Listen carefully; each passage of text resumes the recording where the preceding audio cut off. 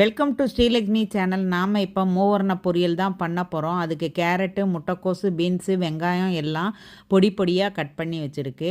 இப்போ வானலியை அடுப்பில் வச்சுட்டு அதில் 2 ஸ்பூன் எண்ணெய் விட்டுருக்கோம், நல்லெண்ணெய் விட்டுக்கிறோம். அதில் 1 ஸ்பூன் கடுகு உளுந்தம் பருப்பு போட்டு நல்லா பொரிய விடுறோம்.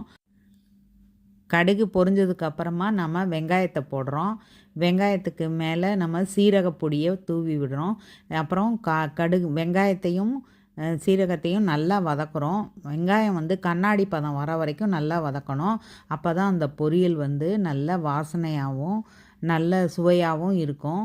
இதுக்கப்புறமா நாம் பச்சை மிளகாவையும் போட்டு வதக்குறோம். காரத்துக்கு நம்ம பச்சை மிளகா போடுறோம். உங்களுக்கு காரம் அதிகம் தேவைப்படும்னா வரமிளகா 2ம் சேர்த்து போட்டுக்கலாம்.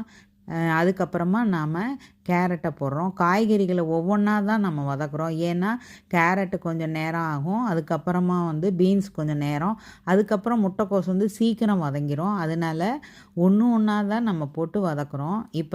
இப்போ கேரட்டை போட்டாச்சு. கேரட்டை போட்டு நல்லா வதக்குறோம். அதனோட கலர் ரொம்ப மாறாமல் ஓரளவு கலராக இருக்கிற மாதிரி நம்ம அதை வதக்கிக்கிறோம். வதக்குனதுக்கப்புறம் பீன்ஸு போடுறோம். பீன்ஸையும் போட்டு வதக்குறோம். அது கொஞ்சம் நேரம் வதக்குறோம். அந்த எண்ணெயிலே நீங்கள் வதக்கிடணும்.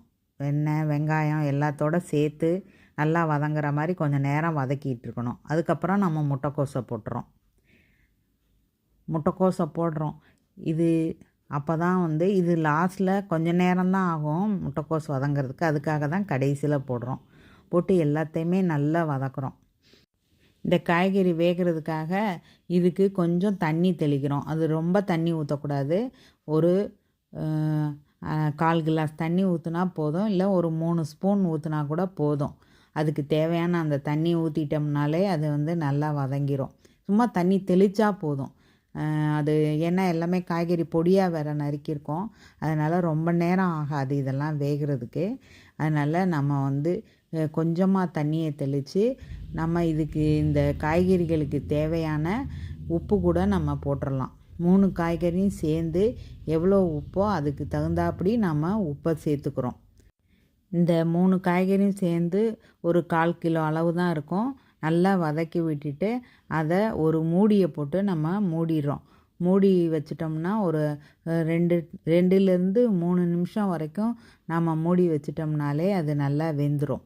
வெந்ததுக்கப்புறமா நாம் வேணும்னா தேங்காய் வேணால் சேர்த்துக்கலாம், இல்லைனா அப்படியே இறக்கி வச்சிடலாம். நம்மளோட மூவர்ண பொரியல் ரெடி ஆயிடுச்சு.